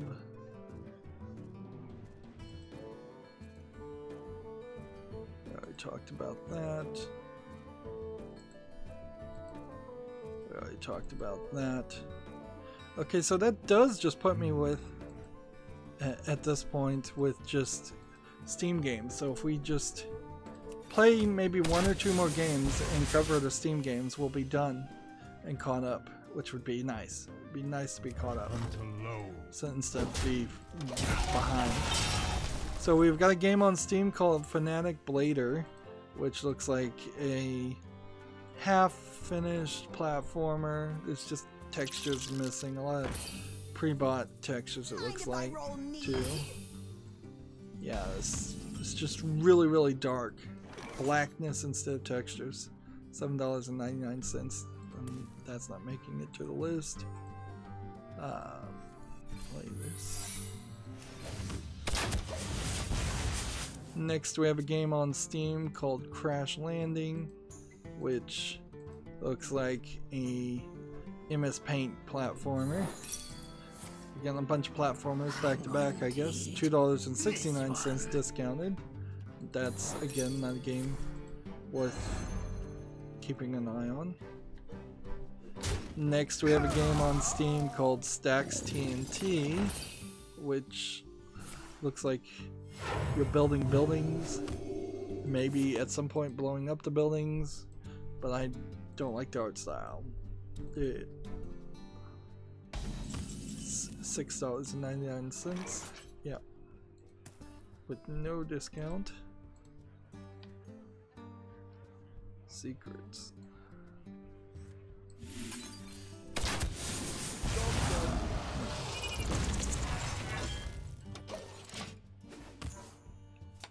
Next, we have a game on Steam called Junkyard Wizard, which seems to be just a magic person picking up a bunch of garbage in VR and flicking it backward. Like, it doesn't seem like it's kind of anything more than that. It doesn't seem like the garbage connects in any way. Like it's a color matching game or something. Maybe there are some specific items. It's early access for $4.99 and requires VR. There's a little bit more polish here, but it's still a stand in one place and just fling your hands around and throw things. It's kind of all it is. Let's see. Explosive trap. Did that. Did that. Done.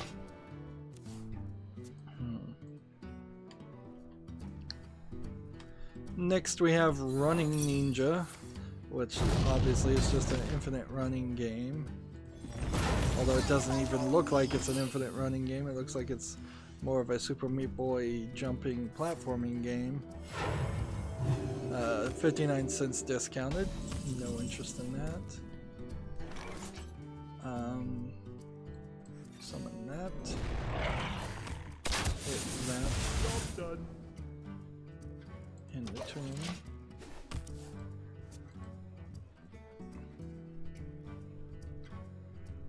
Next we have a game on Steam called Love Alchemy, A Heart in Winter. I believe this is a hidden object game.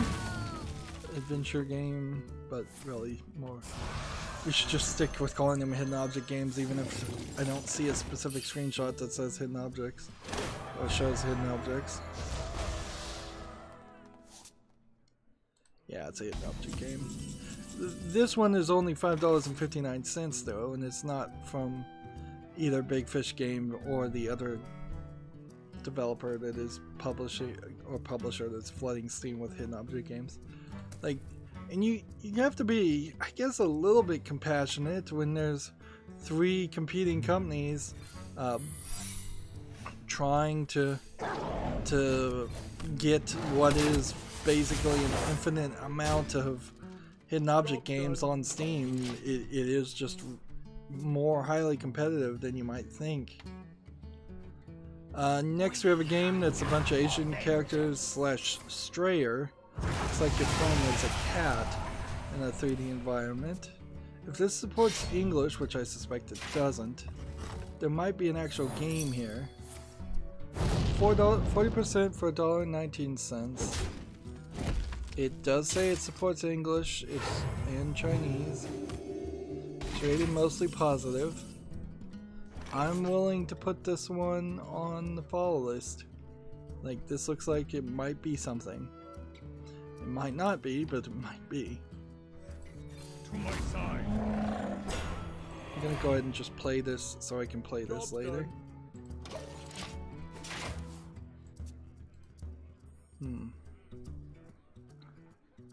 Next we have a game on Steam called The Far Kingdoms Sacred Grove Solitaire. I'm still not interested in doing any solitaire games. Jigsaw puzzles in your solitaire games, an interesting mix. $4.24. Let's do this. Nice.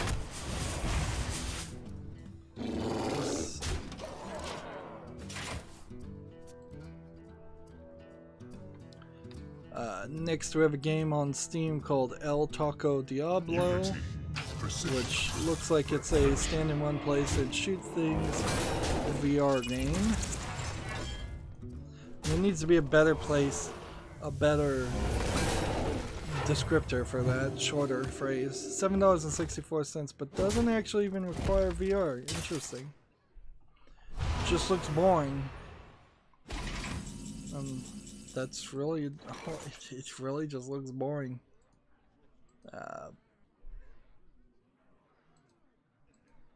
Can you show me anything in this trailer that might change my mind? No. This feels like this might be just a troll game of sorts also.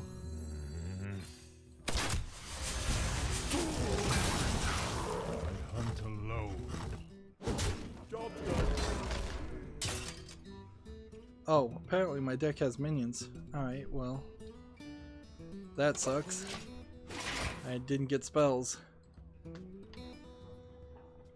I should have probably played this then. Next we have a game on Steam called Tavern Tycoon Dragon's Hangover. I kinda like the idea of building a tavern and doing a simulation game, but I don't know.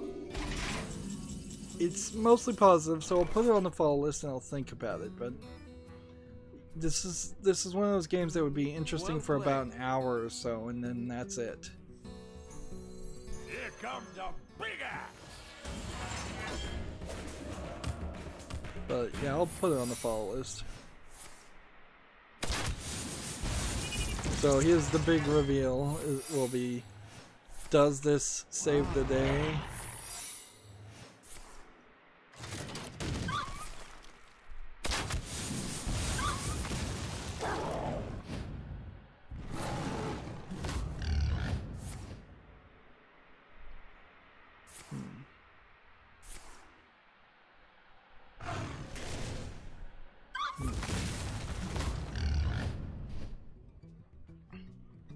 So we can do this, this, we can do that, we can do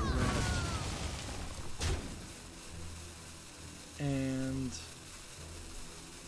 we'll just end our turn here. Wow.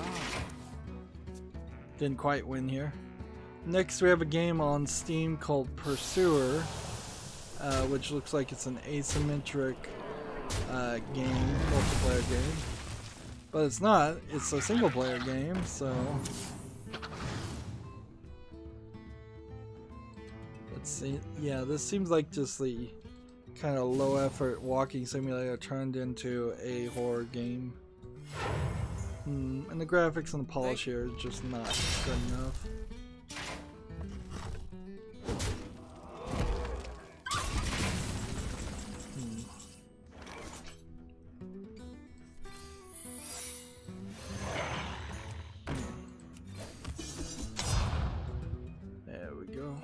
Turn.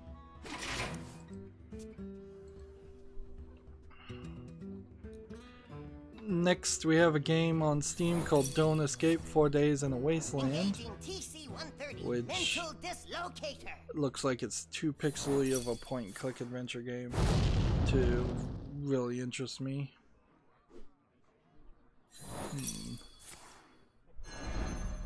But maybe not. Maybe I'll give it a chance. No, the graphics just aren't good enough. This could have been better. Oh, and by the way, this is Armor Games. So, this is the company that just lost all of its data breach, isn't it? You are safe now. Creator of Love is Dead and Soda Dungeon, and yeah, I think there's some other games there. No, not really. So, Armor Games.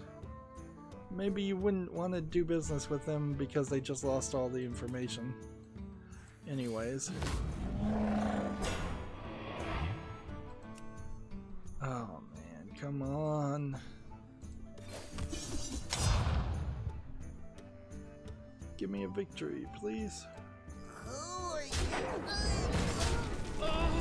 just have to play that, I guess.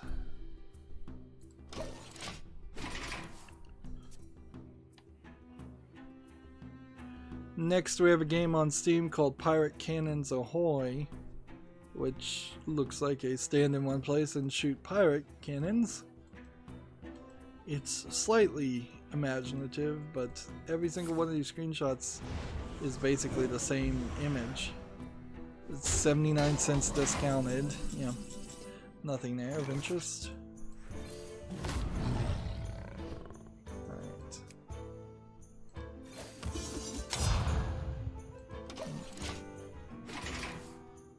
Only have a few more. Next, we have a game on Steam called Redneck Kentucky and the Next Generation Chickens, which looks like a stand in one place and shoot things game. This time you're just shooting chickens. Or maybe you're doing a little bit of Angry Bird stuff. No, it really looks like you're just shooting them. And that's it. $2.99, and the graphics don't look good, so yeah, I don't see anything there of interest.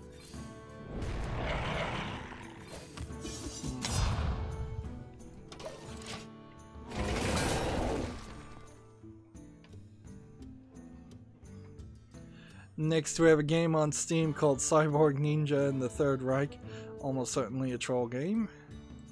It's suffering from dark screenshot syndrome. Looks like it might be a Super Meat Boy platform, but I can't really tell. But partial swastikas all over the place are making it so the screen can show partial swastikas. Makes me think this is more of a troll game than a real game. No real complaints or anything of this coming out on Steam though. Nobody caught it, nobody made a big story about it. It's available for purchase right now for $1.69. It's probably not available for purchase in Germany, but maybe it is even there. So, I mean, what do you do, or how do you... If you feel this game shouldn't have been sold on Steam, I guess you could flag it if you're interested. In the meantime, Steam is going to take their money, and nobody with the right mind would actually buy it or play it.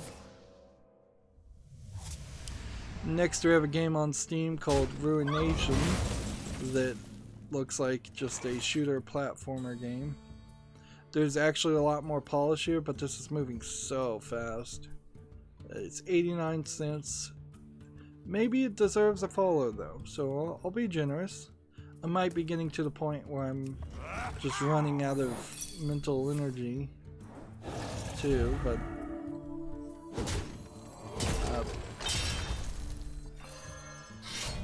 yeah, I'll give it a chance. Only have about 5 more games. Next we have Devil May Cry 5 on Steam, which came out a while ago. I've just been really far behind. And of course this is going to be on the fall list. Maybe you need the deluxe edition, maybe you don't. And as far as I understand it, this is the uncut version that might be cut later on. Regardless of the 2 frames that basically that would be censored, this game has a 90 Metacritic on it. It's like the best Devil May Cry ever. I think there's a very good argument for me to play it without spending too much extra energy or effort to even cover the previous Devil May Cry games. But I think all of the games are available on Steam, and I may already own a lot of them anyways. The one complaint I've heard about Devil May Cry 5 is that you get bounced around between different characters, and because of that you're kind of forced into never really having a full experience with any specific character. And I don't need to play another game. We're 40 minutes over, so it's almost would have been easier to make a third recording. Next, we have a game on Steam called Leanna's Slice of Life. This is tagged with sexual content. It looks like it's an RPG Maker game. None of the screenshots seem to show anything though, so I imagine if it does have anything, it's probably not too much, and it's probably not too much of a game either. It's just an RPG Maker, okay? So I'm not going to put that on the follow list. Next we have a card game, as Artifact has failed. Spell Sword cards, Demon Tide. Yeah, I saw a video talking about Artifact and how they don't even have foil cards. So here's a card game. I'll put it on the follow list, see if maybe it succeeds. It's $8.99. You'd think it should be free to play with in-game transactions, but I guess it's not. I guess maybe it's closer to even a deck builder game, or I don't know how you unlock cards than if there are no microtransactions in it. The thing about this is, if this is a good card game, but it's only single player, how in the world could I ever justify really playing that? Like, there's better single player deck building card games out there, Slay the Spire being an example of that, so I could put this in the follow list, and I guess I will, just to be really generous, but it's really at the bottom of the level for single player card games. I don't really need single player card games in my life. I'm already spending too much time on the multiplayer card game of Hearthstone. Next we have Super Phantom Cat, which is rated positively. This is polished. It looks like it's a platformer, but it looks good, so I'm willing to put it on the follow list and see what it turns out to be when it's out of early access. Does a platformer really need to be in early access? No. It should be a finished product before it's available for sale, but nobody does that anymore, I guess. Next we have a game on Steam called Ethereal, which looks very colorful, like a puzzle game. Well, it looks colorful and it looks different, so $7.99 is pretty expensive, but I'll put it on the follow list and see if people like it. And let's see, we have 1248, which looks like it's a Tetris combination of 2048,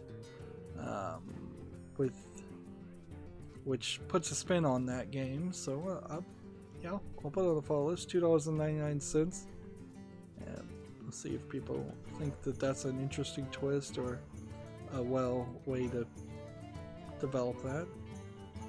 Two more games. We have a game on Steam called Jungle Z, which seems like it's a DayZ asset flip, low effort name for zombies. Yeah, I don't see anything here that impresses me. Looks like a mobile game. $12.99 is particularly high too for that price. And then finally we have the Abbey Director's Cut, which is like an adventure, I would say probably a point and click adventure game. Yeah, $11.99. I'll put this on the follow list and we'll see if it pans out. And at that point it brings me to the Humble Bundles, and I always want to wrap up with the Humble Bundles. There's a Strategy 2019 bundle. Did we talk about this before? Let's see. We have, for $1 more you get a Steam code for a game called Nietzsche, a genetic survival game, or Niche, Ashes of the Singularity Escalation, which is its own standalone game, and Throne of Lies, the online game of deceit. If you pay more than the average of $8.90, which is already a high amount, you get Dungeons 3, Offworld Trading Company, and Offworld Trading Company Jupiter's Forge expansion pack. And if you pay $9 or more, you get Plague Inc. Evolved and Stellaris, and if you pay $16 or more, you unlock Sid Meier's Civ 6. which that's probably not a terrible deal, but Civ 6 isn't really very positive, so you might be better off doing the $9 deal, and that's probably why the average is already almost at $9. But yeah, that's not a bad collection of games. I'm not sure I'm specifically going to buy any of those, as it seems like I may have to buy a hard drive pretty quickly here to fix a broken one. The Humble Indie Bundle 20 is the one I already talked about last stream, and I think I got all those games. And that is that, so okay. So, unless something happened on Twitter, which I'm not even going to bother to check, we'll talk about any news that may have happened in the past couple hours on Friday. We're done. We're caught up. We're now set up where we don't have in any daily quests, so we'll have 2 on Friday, and whatever news occurs between now and Friday. That's going to be it for this stream. As always, I ask you to like, share, subscribe, comment, and watch every second of my videos. If you want a friend or follow me on any social media sites, there's a whole bunch of links down below in the description box. And if you want to support me even further, you can friend me on Steam and gift me a game off my wish list, or you can click on the link to Patreon. Thank you for watching. Have a good evening.